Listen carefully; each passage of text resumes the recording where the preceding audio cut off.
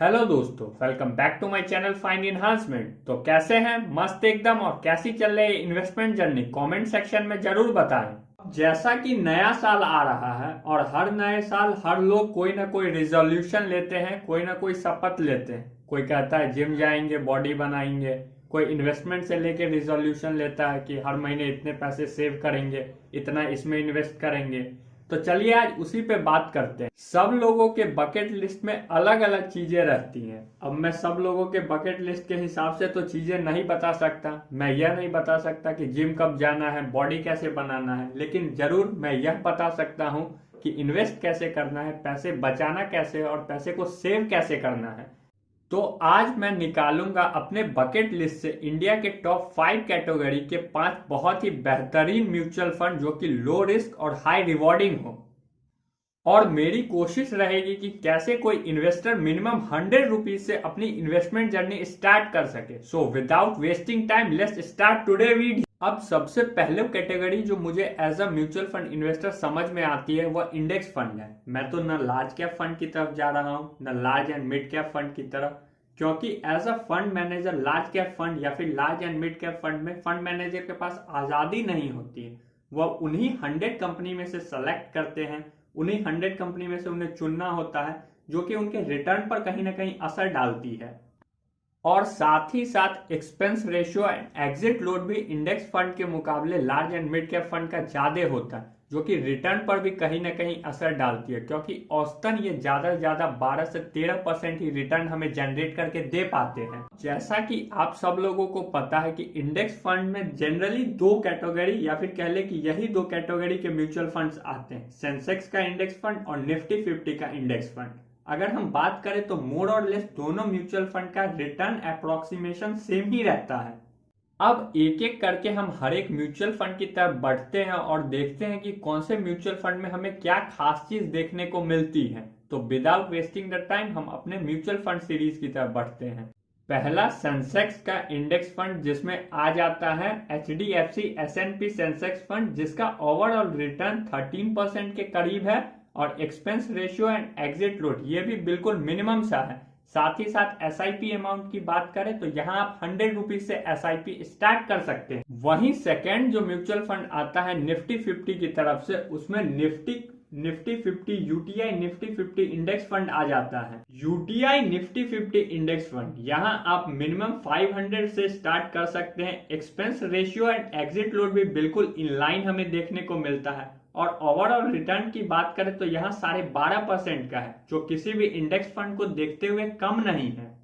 दोनों mutual fund का AUM भी हमें बिल्कुल डिसेंट सा देखने को मिलता है। और यह दोनों म्यूचुअल फंड उन इन्वेस्टर्स के लिए है जो कि स्टॉक मार्केट की ABCD भी नहीं जानते, लेकिन हाँ अब इक्विटी जर्नी अपनी स्टार्ट करना चाहते हैं और अपने म्यूचुअल फंड जर्नी को आगे बढ़ाना चाहते हैं। दूसरी कैटेगरी जो मैंने सेलेक्ट की है वह है मिड कैप म्यूचुअल फंड। यह म्यूचुअल फंड बस इसलिए सेलेक्ट किया है क्योंकि इनमें ग्रोथ ज्यादा रहती है और रिस्क भी कंपैरेटिवली स्मॉल कैप के थोड़ा कम रहता है।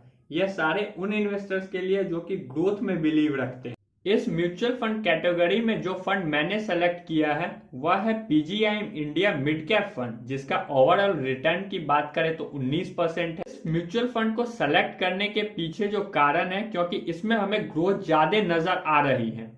Expense ratio and exit load जैसा आप स्क्रीन पे देख पा रहे हैं एकदम लो है और AUM भी हमें बिल्कुल इनलाइन देखने को मिलता है। और मिनिमम SIP अमाउंट की बात करें तो वह भी 1000 रुपीज से स्टार्ट है।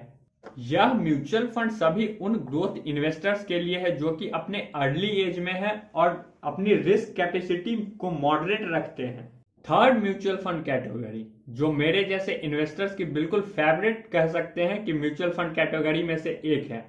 अब इस म्यूचुअल फंड में इन्वेस्ट करने से पहले आपको यह जानना होगा कि यह म्यूचुअल फंड उनके लिए है जो कि हाई रिस्क हाई रिटर्न में बिलीव करते हैं। अब आप समझ गए होंगे कि मैं कौन से म्यूचुअल फंड की बात कर रहा हूं। जी हाँ, स्मॉल कैप म्यूचुअल फंड्स। वह लोग जो बिल्कुल अपने अर्ली एज में है और हाई रिस्क और हाई रिटर्न के लिए इन्वेस्ट कर रहे हैं, जिनका रिस्क और टाइम होराइजन 15 से 20 साल का है, उनके लिए यह बेस्ट कैटेगरी में से एक आती है। अब स्मॉल कैप म्यूचुअल फंड में मैंने उस म्यूचुअल फंड को सेलेक्ट किया है जिसमें ग्रोथ ज्यादा और रिस्क कम हो, क्योंकि एज अ इन्वेस्टर हमें रिस्क को भी मिनिमाइज करना पड़ता है। इसलिए मैंने जो म्यूचुअल फंड सेलेक्ट किया है वह है एक्सिस का स्मॉल कैप म्यूचुअल फंड। अगर हम इस म्यूचुअल फंड की बात करें ओवरऑल रिटर्न की, तो वह हमें 24% का देखने को मिलता है, जो कि काफी शानदार और बेहतरीन है। वहीं अगर हम एक्सपेंस रेशियो और एग्जिट लोड पे बात करते हैं तो वो भी एकदम हमें लिमिट में देखने को मिल जाता है अगर कैटेगरी एवरेज के कंपेयर में हम देखें तो। वहीं अगर हम मिनिमम एसआईपी अमाउंट की बात करें तो वह 100 है। रिटेल इन्वेस्टर्स मेनली इन्हीं 3 कैटेगरी पर ज्यादा ध्यान देते हैं, लेकिन एज अ रिटेल इन्वेस्टर हमें एक और कैटेगरी है जिसपे हमें ज्यादा ध्यान देके चलना चाहिए, जिसे हमें बिल्कुल भी अवॉइड नहीं करना चाहिए, और वह है फ्लेक्सी कैप कैटेगरी। अब म्यूचुअल फंड सीरीज की बात करें जिसमें index fund, large cap fund, mid cap fund, फिर small cap fund, flexi cap fund, multi cap fund या फिर सेक्टोरल फंड्स का ले, इन सभी म्यूचुअल फंड्स के ऊपर मैंने चैनल पर डिटेल वीडियो ऑलरेडी बना दिया है, तो आप चाहे तो उन वीडियो को भी जाके देख सकते हैं बेहतर अंडरस्टैंडिंग और नॉलेज के लिए।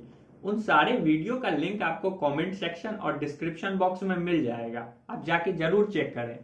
अब फ्लेक्सी कैप कैटेगरी में जो म्यूचुअल फंड मैंने सेलेक्ट किया है वह है पराग पारिक फ्लेक्सी कैप फंड। इस म्यूचुअल फंड की जो सबसे अच्छी बात मुझे लगती है कि वह इंडियन इक्विटी के साथ साथ यूएस इक्विटी में भी इन्वेस्टमेंट करता है।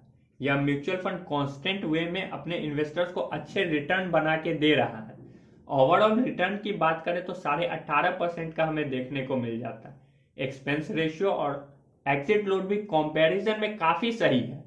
और लास्ट 5वीं कैटेगरी जिसके ऊपर अभी के टाइम मैं ध्यान देके चल रहा हूं वह है सेक्टोरल म्यूचुअल फंड, उसमें भी आईटी सेक्टर का सेक्टोरल म्यूचुअल फंड। लेकिन इस म्यूचुअल फंड की जो सबसे इंपॉर्टेंट बात है कि इसमें आप पूरे एक सेक्टर पे दाव खेल रहे हैं, पूरे एक सेक्टर पे आप खुद ही बेट कर रहे हैं, तो इसलिए इस म्यूचुअल फंड पे उन्हीं लोगों को ध्यान देना है या फिर उन्हीं लोगों को इन्वेस्टमेंट करना चाहिए जो कि इजिली अपने इन्वेस्टमेंट को 15-20 साल तक छोड़ सकते हैं और लॉन्ग टर्म का उनका गोल है। उनका कोई अभी रिसेंट 4-5 सालों का कोई गोल नहीं है, इसलिए क्योंकि ये सेक्टर अभी काफी ज्यादा फ्यूचरिस्टिक है और इस पे हमें अच्छे तरीके से रिटर्न मिलने की गुंजाइश है। और इस सेक्टर में जो म्यूचुअल फंड मैंने सेलेक्ट किया है वह आईसीआईसीआई का टेक्नोलॉजी फंड है, जिसका ओवरऑल रिटर्न हमें 22% को देखने को मिलता है, जो कि किसी भी मायने में बुरा नहीं है। और मिनिमम एसआईपी अमाउंट भी कोई भी अफोर्ड कर सकता है, वह बस 100 रुपीज का।